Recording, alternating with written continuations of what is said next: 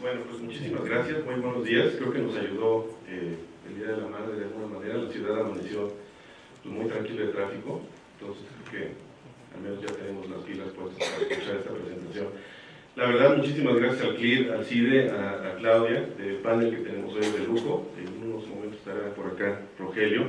Y bueno, yo creo que hay que hablar de estos temas porque han dado mucho debate en las últimas semanas y todo el mundo tiene su versión de base cero. Yo voy a darles otra y seguramente los otros doctores van a dar otra. Pero bueno, la idea es que estemos abiertos al diálogo y que cualquier duda, incluso seguramente a mí se me van a generar dudas en el intercambio que haya, pues en el diálogo que haya después de esto, sobre este tema tan interesante. Es terra incógnita porque pues, el presupuesto base cero no se ha implementado como tal. Hubo algunos ensayos, algunos intentos en los 70s, pero bueno, voy a pasar porque voy a seguir mejor un guión que preparé en mi presentación. Bueno, yo creo que estamos todos de acuerdo, o al menos esa es mi opinión, que las finanzas públicas han tenido el dinamismo que han tenido, sobre todo en los últimos 10 años, por el tema del petróleo. Es decir, ha habido interesantes avances en IVA, ¿no? En los impuestos directos, en los indirectos, pero los 3 puntitos, se dicen puntitos, o más de 3 puntos del PIB, de ingresos adicionales año con año, pues nos lo ha dado la producción inicialmente interesante en el 2003-2004 y después pues, los precios muy altos del petróleo. Entonces, el dinamismo de las finanzas públicas en el tema de ingresos y desde luego en el tema del gasto, pues ha sido o nos lo ha dado el petróleo. Adelante. Hay una premisa general antes de entrar directo al tema de la base cero, que yo quise un poquito provocarlos y decir, bueno, estas dos premisas son excluyentes o no. Es decir, sería, digamos, la típica premisa en una hipótesis es, si se termina la dependencia, entonces es necesario un cambio, o si no se termina la dependencia petrolera de las finanzas públicas, entonces no es necesario un cambio significativo. Un poco la hipótesis subyacente, digamos, muy sencilla que trae con ustedes el día de hoy es, ya no va a haber petróleo, y ya no va a haber petróleo caro. Pronto no. Entonces esto quiere decir que se va a tardar bastante tiempo en tener esa abundancia que tuvimos en los últimos 10 años en tema de petróleo. Entonces, adelante por favor. Bueno, yo creo que vale la pena hacer una ayuda de memoria sobre lo que ha ocurrido con el petróleo en los últimos pues más de 30 años. La verdad es que a partir del 82-83 el gobierno de México decidió utilizar los ingresos petroleros de manera intensiva, mucho más que en las anteriores décadas, para financiar pues los gastos del gobierno. La verdad es que Pemex fue utilizada y nos sirvió en muchas circunstancias para poder blindar, para poder amortiguar choques externos. Recordemos aquella crisis del 94-95, donde pues, parte de las reservas, parte de los ingresos por petróleo se, digamos, comprometieron como colateral en el tema de endeudamiento, pero realmente Pemex nos ha ayudado también a sortear muchos temas del gobierno federal y del país. En el 2003-2004, hace 10 años, se inicia, como yo dije, una bonanza en donde la política fue maximizar la renta petrolera. Realmente los montos de producción y exportación fueron históricos, a pesar de que el monto de producción o el ritmo de producción de petróleo y de reservas, desde luego, no estaba siendo racional con esta política. Se pensó en su momento quizás que había que maximizar esto porque los precios del petróleo, por la demanda y por la especulación en el mercado global, era necesario. Entonces, bueno, esa fue un poco el impulso que se le dieron a las finanzas públicas. Adelante. Aquí es un poco la premisa y de ahí viene el tema de base cero, que es, bueno, no tenemos información suficiente como para asegurar que pronto va a haber más producción, que pronto se van a recuperar los precios del petróleo, y en mi punto de vista creo que tenemos una ventana de oportunidad muy importante para despetrolizar, no totalmente quizás, pero sí llevarlo a niveles mucho más, digamos, estándares con algunos de los países que son productores de petróleo y que no sufren los efectos, digamos, adversos del tema petrolero. Sí podríamos despetrolizar un poco las finanzas públicas. Y claro, aquí un poco lo que me preocupa, que es la última frase que está ahí, que es, digamos, la política o la narrativa del gobierno actual es básicamente, pues va a haber pronto más petróleo y con eso va a haber más ingresos petroleros. Entonces, Es una decisión de todos los mexicanos, decir, ok, va a haber más petróleo y con eso vamos a seguir financiando incluso más que en el pasado el presupuesto, pero entonces tendríamos que hacer las cosas de manera distinta, porque hasta donde yo puedo ver, pues los recursos extras que se han tenido no han tenido incidencia ni en la calidad del gasto, pues ni desde luego en una mayor eficiencia del gasto, que es un poco el tema de hoy con el presupuesto base cero, y claro, pues no digamos todo el tema de la pobreza, inequidad, no voy a cargar más la narrativa, ustedes creo que estarán de acuerdo conmigo. Entonces tenemos que saber qué hacer, y creo que el saber qué hacer ante poco petróleo o pocos ingresos, o muchos, pues es importante y es un momento de reflexión que vale la pena hacer. Adelante. Creo que muchos de ustedes ya conocen los precriterios, se liberaron hace unos días. Los precriterios pues es una carta de navegación de las finanzas públicas para poder calendarizar ingresos, desde luego programar gasto. Nos dan las variables más importantes para poder operar las finanzas públicas en lo que resta del 2015, pero sobre todo en el 2016. Hay varios supuestos que podemos cuestionar. Está el tema de $50 por barril durante el 2015, 55 en el 2016, pero algo que sí es bastante advertible con la información que tenemos de Pemex, que de hecho apenas la liberó el día de ayer, la obsesividad mía de andar buscando cifras me dio con la cifra de que estamos perdiendo alrededor de 100,000 barriles de petróleo diarios.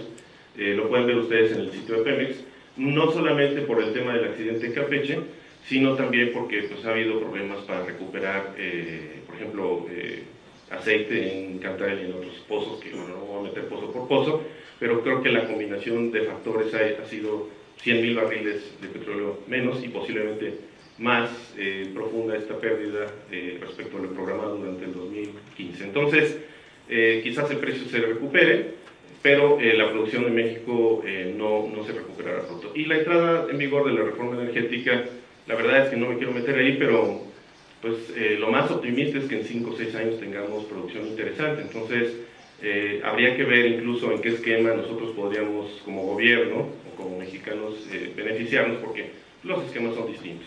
Adelante. Bueno, yo creo que hay un tema aquí que ha sido referencia. Mucha gente dice, bueno, más allá de base cero o no, pues realmente no es posible hacer un cambio radical o sustantivo en la manera de hacer presupuesto en México. Y un poco la apuesta que yo les traigo hoy, y que ojalá los colegas que están aquí coinciden en algunos puntos, es sí hay manera de hacer las cosas distintas, particularmente en presupuesto. O sea, se han hecho y se han cometido muchos errores. No vamos a analizar las razones por eso, pero bueno, creo que es un buen momento para decir, echar para adelante y decir que se puede hacer. No voy a entrar en los detalles, porque yo quería hacer un contraste de lo que implica el presupuesto base cero con cómo se hace el presupuesto el día de hoy. Bueno, ahora sí que como estamos hablando en gobiernos subnacionales y federales. Está el presupuesto tradicional, creo que muchos de ustedes lo conocen, hay colegas aquí, incluso de partido en la administración pública. He sufrido y he gozado en la administración pública con muchos colegas que están aquí. Creo que el presupuesto tradicional pues, es relativamente fácil de entender, insumos, ¿no? Sobre todo insumos, intensivo uso de clasificar por objeto del gasto, en fin. Presupuesto por programas, creo que ha habido un avance importante, pero bueno, creo que mis otros colegas harán más énfasis en esto. No toda la política pública, no toda la actividad gubernamental es susceptible de constituirla o de agruparla en torno a un programa. Realmente ahora parece que todo centavo tiene que estar dentro de un programa, aunque el programa no sea programa, y sea simplemente un renglón en el presupuesto con que tiene ciertos recursos, pues meramente enunciativo, ¿no? Pero la verdad es que, pues cuando uno se dio a la tarea de investigar el origen del programa y que no fuera estrictamente burocrático, bueno, esa es otra discusión. El presupuesto para resultados ha sido una moda desde hace 10 años, pero desafortunadamente, a pesar de todas las bondades que tiene, no ha podido cuajar y no se ha podido internalizar, dirían los economistas, en las decisiones de asignación de recursos. Creo yo que el presupuesto para resultados ha ofrecido buenas cosas. Por ejemplo, antes no teníamos tanta información sobre lo que ocurría en el gobierno y, bueno, aparejado con rendición de cuentas y transparencia, yo creo que el presupuesto basado en resultados es una buena plataforma para que la gente que investiga el sector público pueda hacer su trabajo.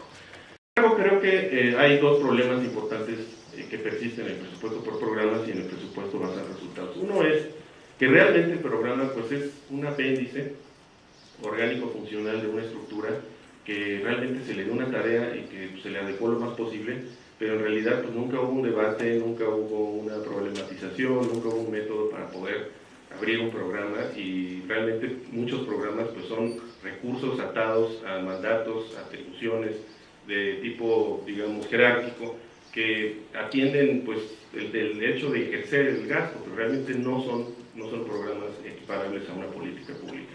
La verdad es que en muchos programas, si ustedes se meten en Hacienda, en el sitio de Hacienda, el día de ayer lo hice yo, tienen ustedes una gran lista de programas presupuestarios, y muchos de ellos pues, no califican para programa presupuestario, ¿no? De hecho no tienen ni matriz ni nada, porque pues, no hay manera de hacer matrices sobre la nómina o sobre gastos en servicios generales y cualquier otra cosa.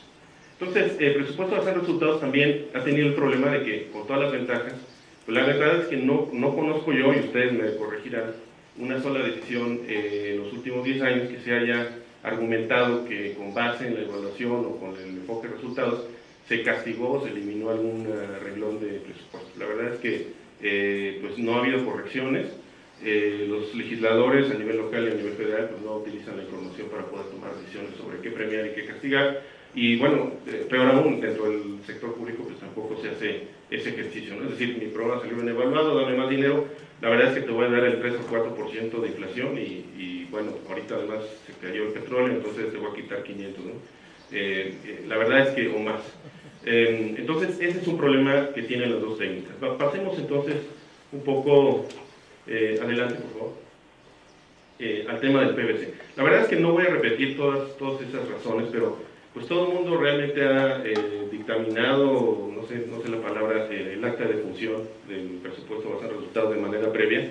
Realmente pues, se ha citado todo tipo de cosas, la gente se mete a Google, encuentra todos los casos donde ha fracasado el presupuesto base cero, y por lo tanto pues realmente no hay nada que hacer. Entonces, creo yo que o es por desconocimiento o porque creo que también hay un tema de miedo al cambio, y también pues hay personas que hacen análisis sobre el sector público que pues, no han operado, no han presupuesto, y por lo tanto creen que quizás la información pues, no es fácil de conseguir. Ha habido muchas razones. Bueno, creo que las posibilidades de un presupuesto base cero en México, hay cosas interesantes. Creo que nos hace falta construir una cultura del costeo, internalizar el principio de escasez, desde luego.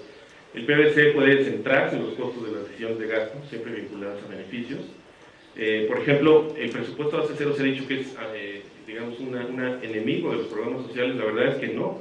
La verdad es que los beneficiarios pueden ser los mismos o incluso más, pero el tema del presupuesto base cero es ahorrar en el costo de operación y en el costo de nómina y de otros gastos, que pues no son irreductibles, se pueden reducir sin golpear a los beneficiarios de un programa social, sin afectar la cobertura o el impacto poblacional de una política pública.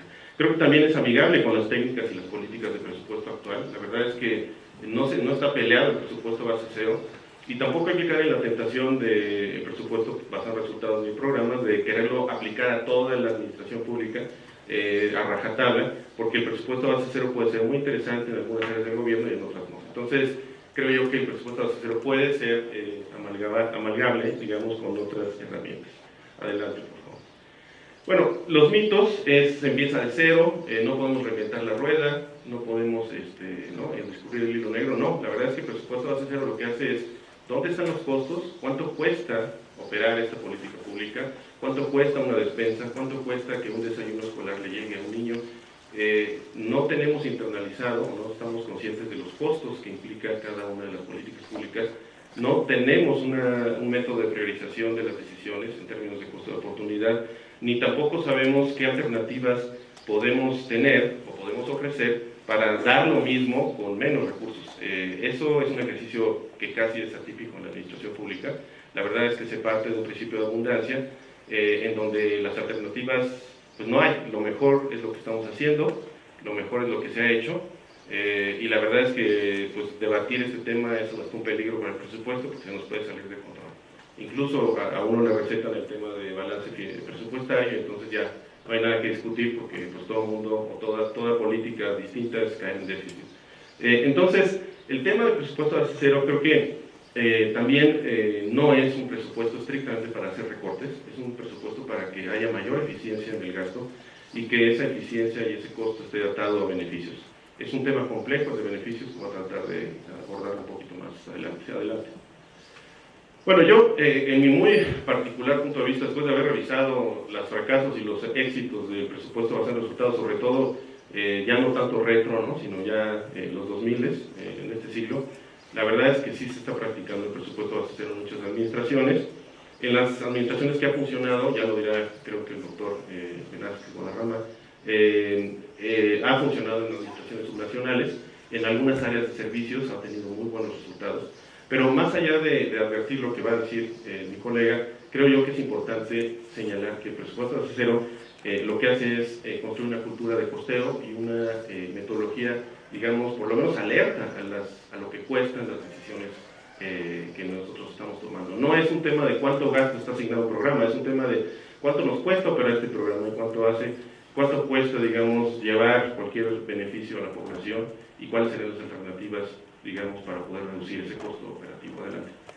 Entonces, adelante, por favor, gracias. ¿Cuáles serían los elementos de un presupuesto base cero? Primero, bueno, hay que identificar centros de costos en las organizaciones que tendrían que definir el nivel o grado de responsabilidad. Muchas veces tenemos muy agregadas las unidades ejecutoras, perdón por usar un lenguaje muy presupuestario, o las unidades administrativas las tenemos muy agregadas, y nos da miedo, digamos, desagregar los niveles de decisión, pero es necesario para un presupuesto base cero desagregar los niveles de decisión, identificar, por ejemplo, responsables directos de la operación de un programa, y plantearle, desde luego, que esa misma unidad, a nivel unidad responsable más abajo de oficialía mayor y a nivel oficialía mayor, pueda construir un paquete de decisión que permita identificar las alternativas de gastos y de políticas que tenemos, y desde luego proyectarlas en el futuro.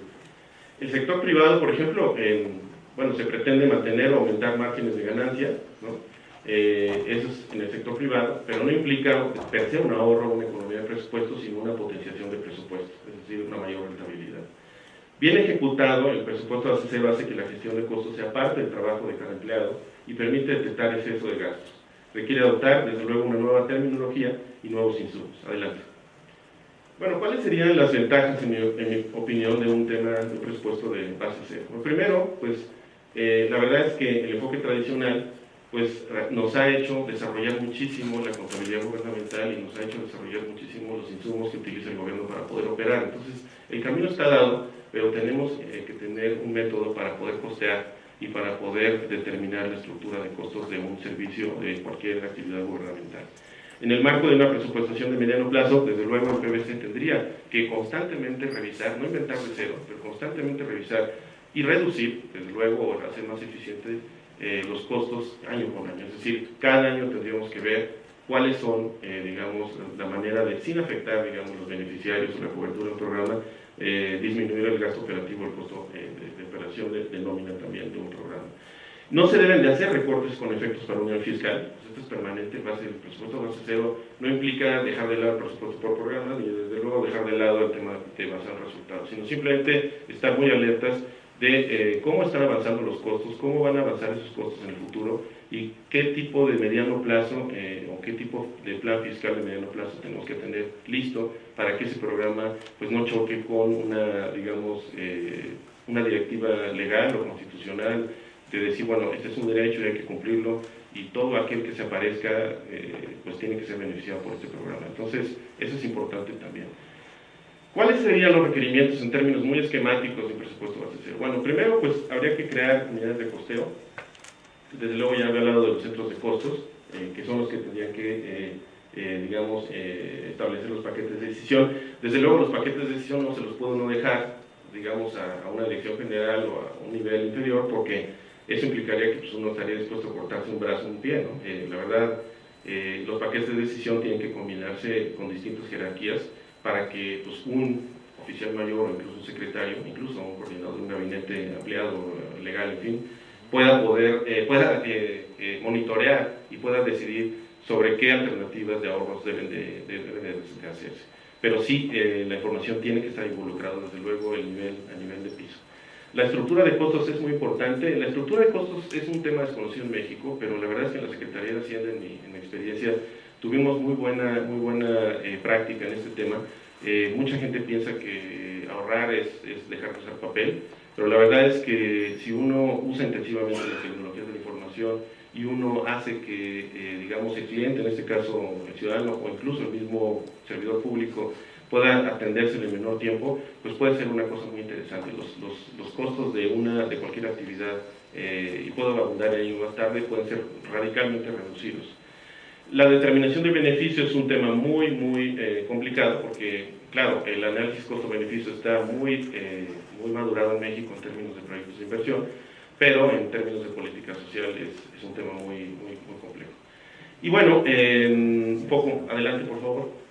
Creo yo que hay cuatro, y con esto ya termino, cuatro peligros en el tema del presupuesto base cero. Bueno, uno de los peligros es que realmente nos centremos en los efectos e impactos de un programa o una política pública, dejando de lado el costo de dicha decisión y las alternativas. Es decir, tanto el programa, por ejemplo, el presupuesto por programa siempre se ha metido en el tema de cobertura, por ejemplo, o de beneficio en términos de el grupo focalizado que pretende beneficiar.